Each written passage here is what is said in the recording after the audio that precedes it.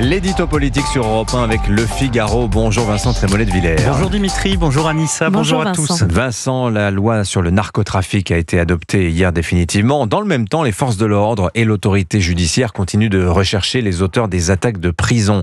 Alors avec cette nouvelle loi, est-ce que l'État est mieux armé vraiment ? Cette loi, c'était une évidence. Il faut vraiment être membre de la France Insoumise pour s'opposer à ce texte d'urgence. C'est une loi nécessaire, Dimitri, mais absolument pas suffisante.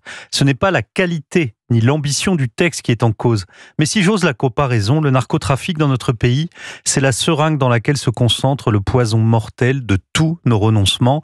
Pour le dire autrement, en France, le narcotrafic, c'est l'autre nom des conséquences. Quand un pays s'affaisse, cède aux pressions migratoires, relâche son autorité, dégrade son école, disloque les familles, efface sa culture, il laisse la place à l'argent facile, à la violence sauvage et aux plaisirs autodestructeurs. Je vous prends un seul exemple qui en dit long.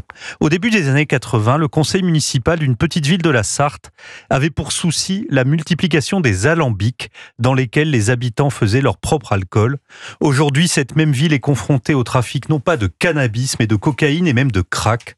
De la défonce à la déglingue, c'est une autre France que ce fléau de la drogue est en train de dessiner. Mais la drogue, les trafics, le crime organisé, Vincent, tout cela ne date pas d'hier. Évidemment, on n'a pas attendu ce que Bruno Retailleau appelle les narco-racailles pour connaître ces structures de mort, mais il faudrait être pangloss pour dire que tout va pour le mieux dans le meilleur des mondes possibles. Il est évident que nous ne cessons de franchir des seuils.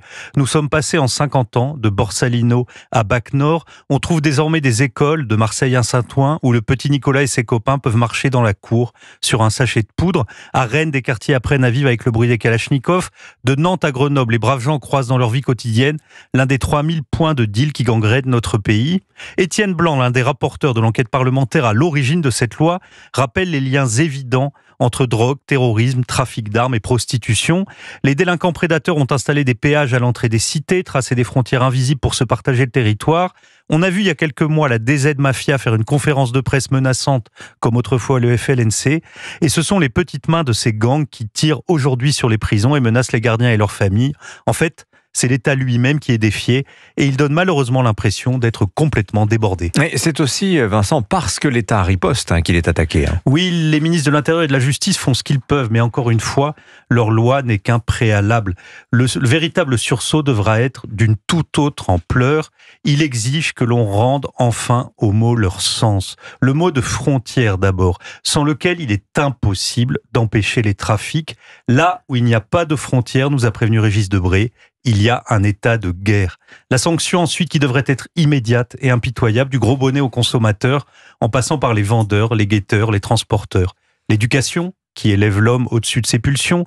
La langue, qui libère du seul langage de la violence. La culture, la sociabilité, les attachements, la transmission, les efforts du corps, la vie de l'esprit.